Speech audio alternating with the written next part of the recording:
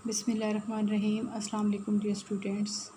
Today we are going to learn reading and translation of unit number 4 environmental pollution and book page number 52.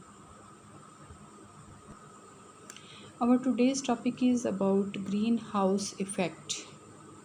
Greenhouse क्या है, जैसे ये तस्वीर में नज़र आ रहा है. Green house is a house made of glass.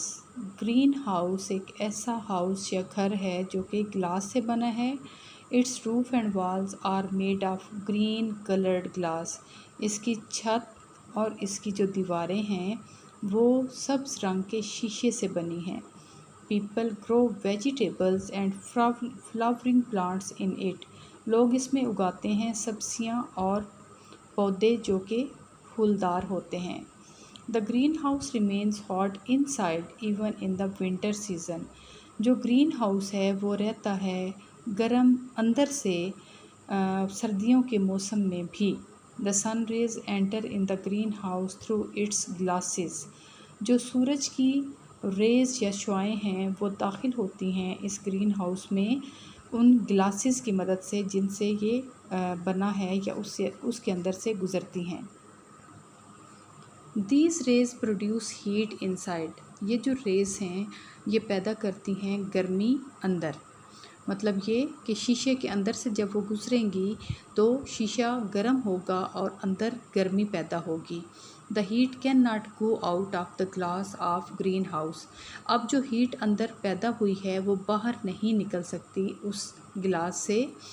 So the inner atmosphere remains hot. तो इसलिए जो अंदर का एटमॉस्फेयर है वो गर्म रहता है.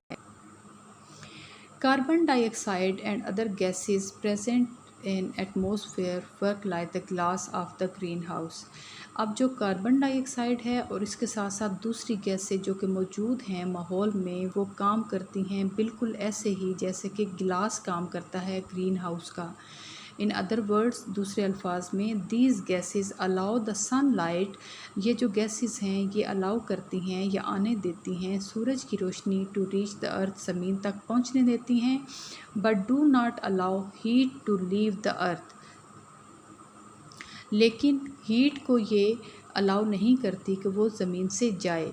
It is called green house effect. तो इसको हम ग्रीन हाउस इफ़ेक्ट कहते हैं. In this way our earth remains hot. तो इस तरह से हमारी जो ज़मीन है वो गर्म रहती है. When fossil fuels is burnt, carbon dioxide and other greenhouse gases are emitted into the atmosphere. जब फॉसिल फ्यूल्स या फिर जो मादनी ईंधन वगैरह जब जलाया जाता है, carbon dioxide and other green house gases are emitted into the atmosphere.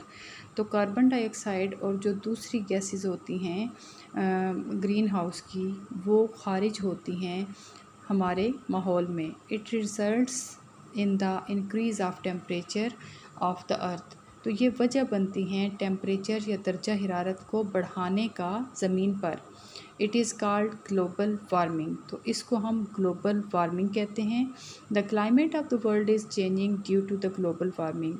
जो दुनिया का की आबो हवा है या मौसम है वो तब्दील हो रहा है ग्लोबल वार्मिंग की वजह से. It is causing more rains and floods. और ये वजह बन रहा है ज़्यादा बारिशों और सैलाब का. The ice of north and south poles is melting as faster rates. और जो आइस है, बर्फ़ है नॉर्थ पोल की और साउथ पोल पर वो क्या हो रही है, पिघल रही है बहुत तेज़ी के साथ.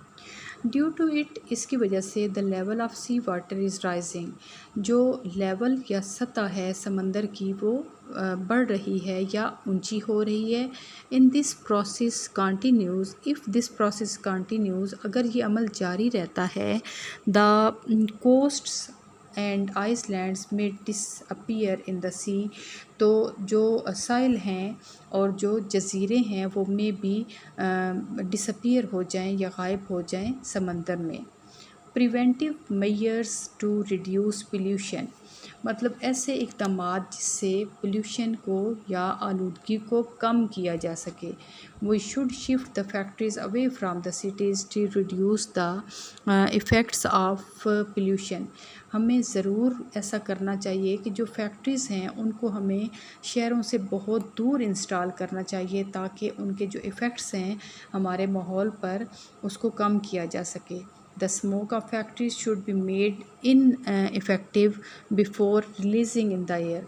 और जो धुआं निकलता है फैक्ट्रीज से उनको इनइफेक्टिव कर दिया जाए, मतलब ये कि उसके असरात को कम कर दिया जाए उसको हवा में रिलीज़ करने से या छोड़ने से पहले। Polluted water should not be poured into river, canals and lakes। और जो गंदा पानी है उसको बिल्कुल भी नहीं फेंकना चाहिए दरियाओं में या फिर नदी नालों या झीलों में। The garbage and solid waste of houses and factories should be disposed of in the proper way.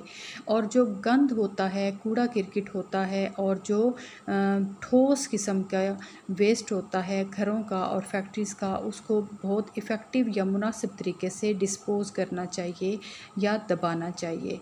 The number of vehicles need to be reduced and smoke emitting vehicle should be band.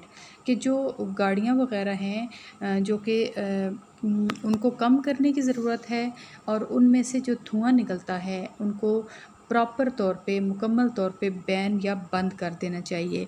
Cutting of trees and forest should be reduced. और जो दरख्तों को काटा जाता है और जंगलात को काटा जाता है उसको कम करना चाहिए। There should be more tree plantation. और ज़्यादा से ज़्यादा दरख्त लगाने चाहिए। Biodegradable and non biodegradable material. Biodegradable material ऐसा मटीरियल होता है जो कि डिज़ोल्व हो जाता है और नॉन बायोडिग्रेडेबल ऐसा होता है जो कि डिज़ोल्व नहीं होता है। इसमें बायोडिग्रेडेबल मटीरियल में फ्रूट्स, वेजिटेबल्स एंड फ्रूट्स हैं, मीट और पेपर है।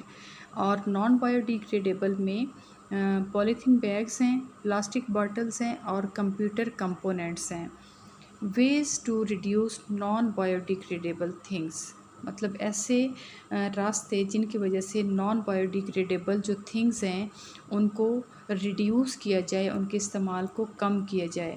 To reduce pollution of non biodegradable things the principle of 4 R's is applied.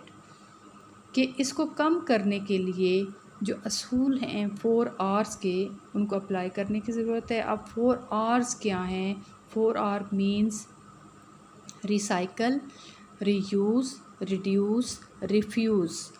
Refuse का मतलब होता है इनकार करना, रिड्यूस का मतलब होता है कम करना, रिसाइकल का मतलब होता है रीयूज़ का मतलब होता है दोबारा से इस्तेमाल और रिसाइकल का मतलब होता है इस्तेमाल शुदा चीज़ से कोई और नई चीज़ बनाना।